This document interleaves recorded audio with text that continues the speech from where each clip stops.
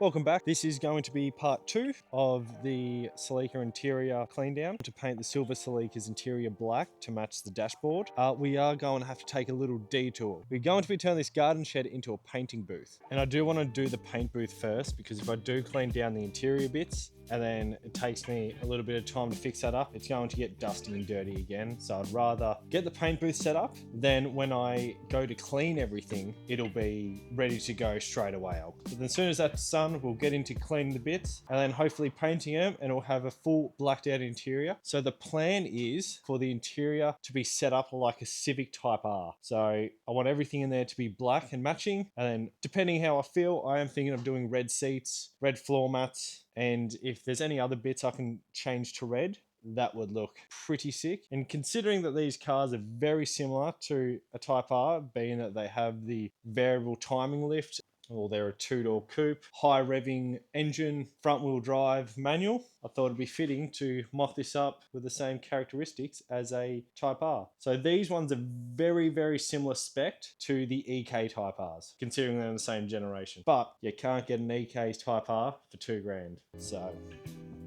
what can you do? So I did go shopping today and grab a few things to be able to do this. So we do have a couple of things. We've got a fan. We're going to put that over the window to get all the fumes out. We've got a respiratory mask because it is a closed space and we're spraying fumes everywhere. We've got some gloves, got some masking tape, some drill bits. We do have some hooks to hang up some of the pieces on, and we are going to be trying this brand, MMT Pro, and it is a vinyl and fabric paint. We do have gloss black and we do have matte black. So different pieces will get a different finish. And then we do have the plastic primer, little Lego man on there. We've got some Metho, we got a scrubbing adhesive hand pad, and we do have some 1500 grit sandpaper just to roughen up the edges. But it should be fun and we'll get into it.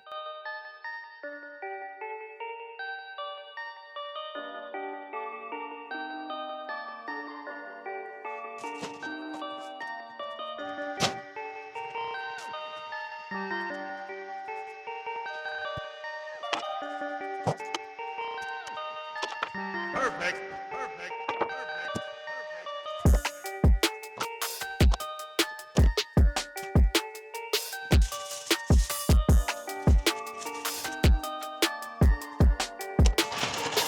Alrighty, she's all cleared out now. There's actually a fair bit of stuff in there. An old kennel, some wood, random tools, old fire pit I made out of a foxtail dish, wood, wheelbarrow, jack stands, lawnmower.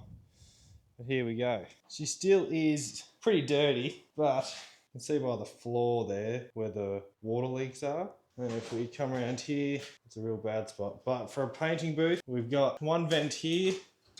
So open that up, but I'll probably install the fan here somewhere. So you got fresh air coming in, and then you have the exhaust fan putting all the fumes out. Start sweeping, and I'll get the other thing in here and get it all cleaned up. Actually, I reckon. So first I'll mow just the outside bit so the door will open and close freely. Then I'll clean the inside. So I'll get that mowed down first.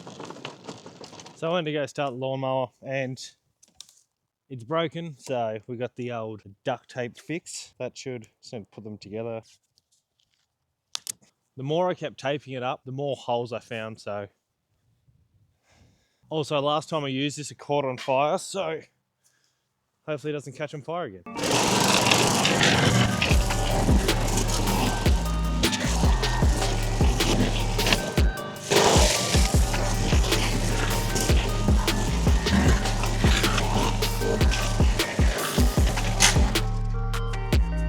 Perfect, that should open and close a lot better now. So has made a little bit of a difference.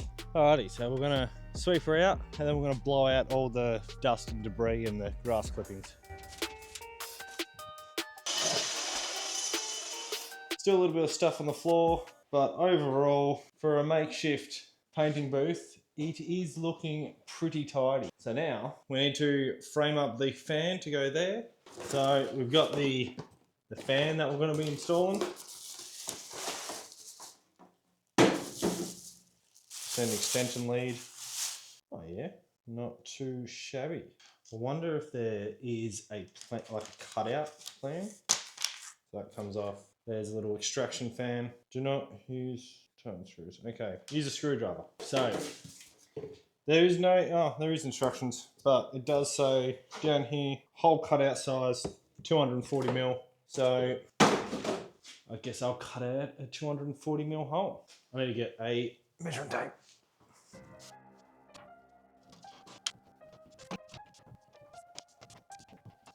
It's a pretty bad circle, but it'll do the job just fine. So I've got my grinder here. We're gonna cut this hole out. Whenever you're doing work like this, using power tools like this, always use safety protection. So, kidding. Don't do this squinty eye glasses, or else you end up like this guy. That was plaster. Wasn't even using power tool.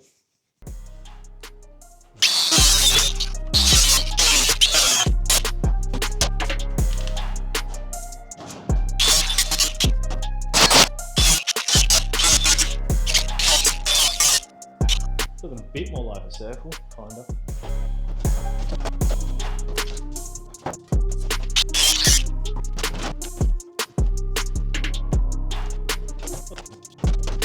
How good is that? All right, it took a bit of time, but it came out pretty good. Like it was a bit rough, as you've probably seen. But look at that. We have ventilation now. So we've got fresh air coming in, bad air going out. And you can see my dodgy work here, but it's fine. It'll do the job. Just an extension lead. Pretty happy with that. It gives us one step closer to actually painting. I did go through like 3 discs, but I didn't stuff up an eye, which is good. Alrighty, so now that the vent is done, we can clean out the shed again, because now there's all metal shavings on the floor.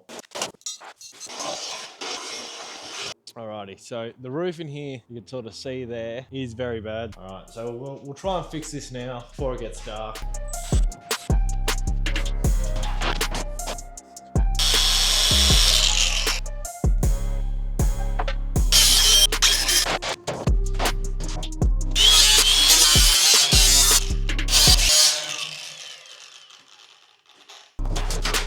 Bowing outwards, but the hole in the roof is now fixed. So there is a little, I don't know, they're just all normal holes in the roof, not the big ones. So yeah, anyway, it's getting dark again. So I'll be back tomorrow morning, which for you is gonna be...